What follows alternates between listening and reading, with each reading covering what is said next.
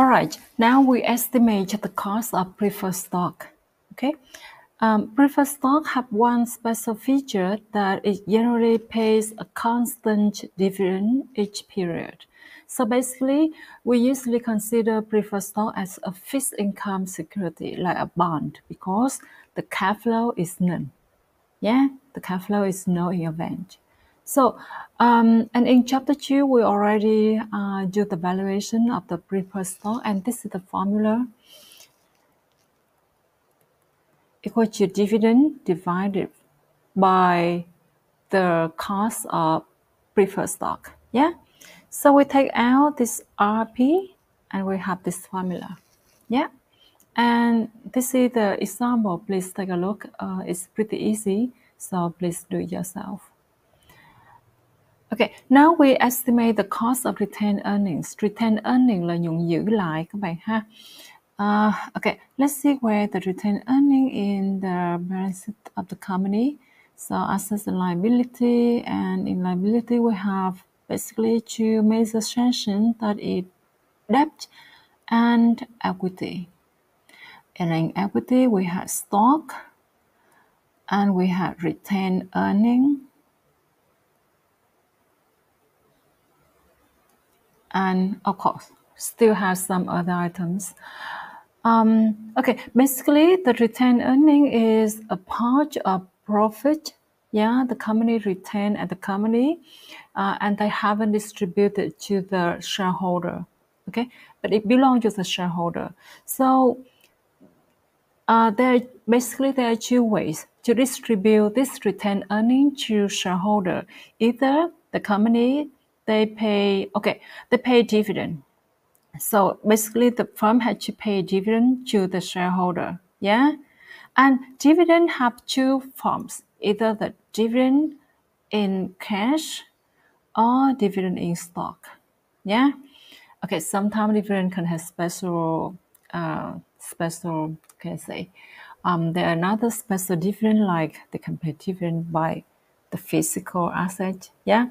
But okay, the most popular dividend form are cash and stocks. So when the company they pay dividend and cash, so they distribute cash to shareholder. As you usually see, for example, Vinamilk pay 2,700 đồng per stock to its shareholder. Yeah, that is the cash dividend. But if Vinamilk say, for every stock you have, for every 10 stock you have, you receive one additional stock. So that is dividend as stocks. Cổ tức bằng cổ phiếu các bạn ha. Okay, so when the retained earning, if the company pay dividend by cash, so that's pretty normal. The cash, the retained earning will decrease. Yeah, retained earning will decrease. Okay, when they pay dividend. Yeah, and the cash here also decrease. Okay, but when the company they pay dividend as stocks, so basically that they want to distribute retained earning to shareholder, but they don't want the cash moving out of the company. Yeah, so the stock here they issue additional stock to pay to its shareholder. So basically, when they do so, the retained earning will decrease. Yeah, but at the same time, the number of stock will increase, right?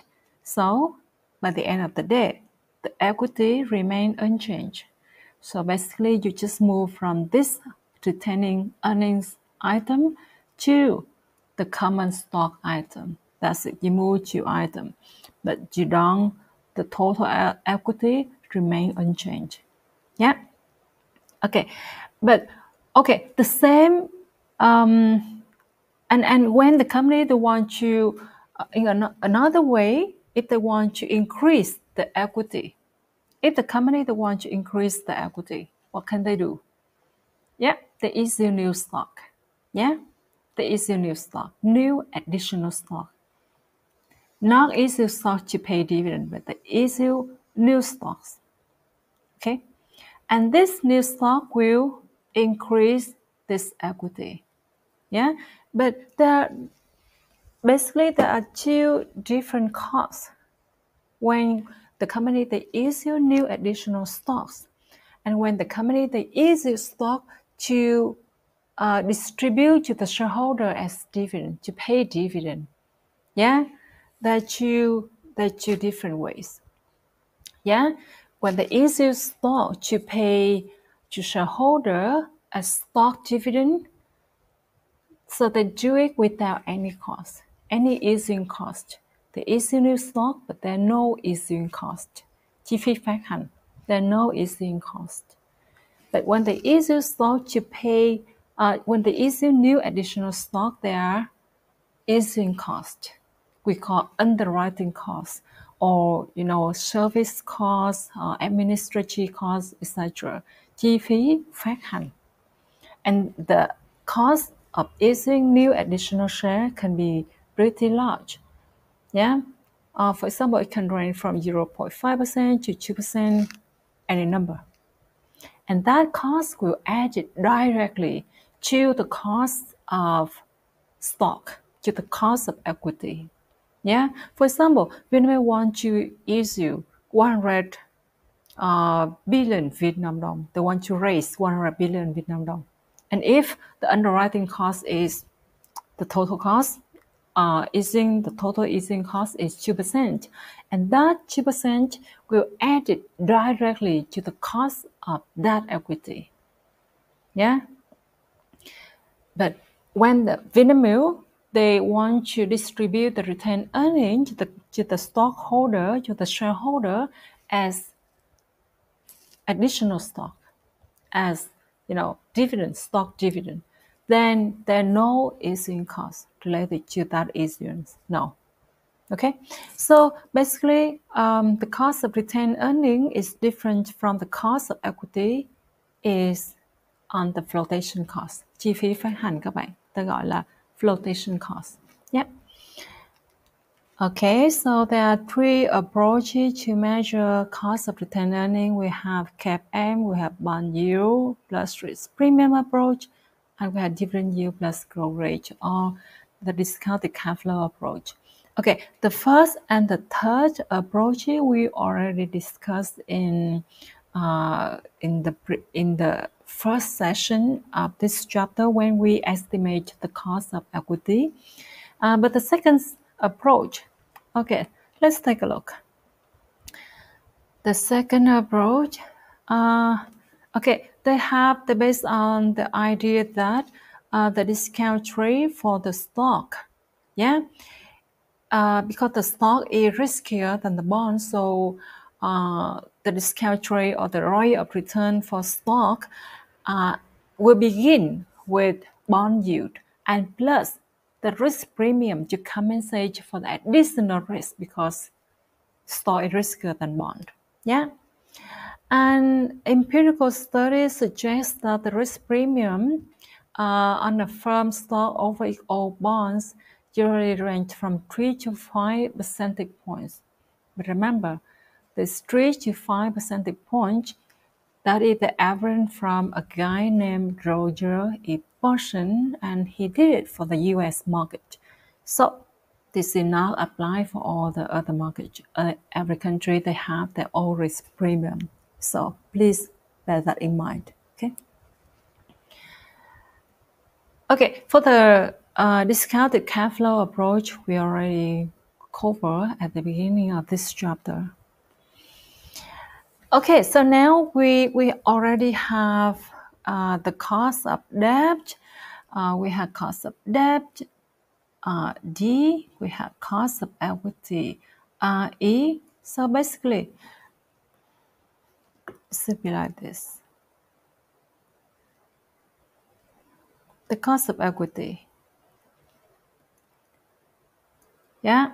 So now we can estimate the cost of capital, mean the zero cost of capital of the company. Yeah. So we will do the weighted average. Yeah, the weighted average, because Yeah, look at the capital of the company. If the capital of the company is like a pie like this, and part of it is debt, and another part is equity, and this is W. Wage of debt, and this is wage of equity, and we have I and RD. So basically, we take the weighted average calculation in order to estimate the cost of capital. And please note that we use market value instead of book value, okay? Whenever possible, we use market value. For the market value of equity, so it equal to the number of outstanding share multiplied for the price per share. Another name for market value of equity is market capitalization. We usually say market capitalization or market cap. And the market value of debt, we calculate in the similar way that we take the number of outstanding bonds and times bond price. Remember, it's market price. Yeah. And then we add D and E, we have the market value of the firm. Okay. And we calculate the wage.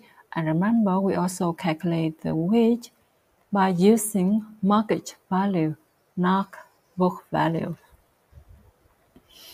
Okay, for example, we have a market value of equity equal to 500, this is E, and the market value of debt equal to 475 billion, this is D. So this is the V is the total, yeah, and the wage of equity and the wage of debt equity is 51.28%. Yeah.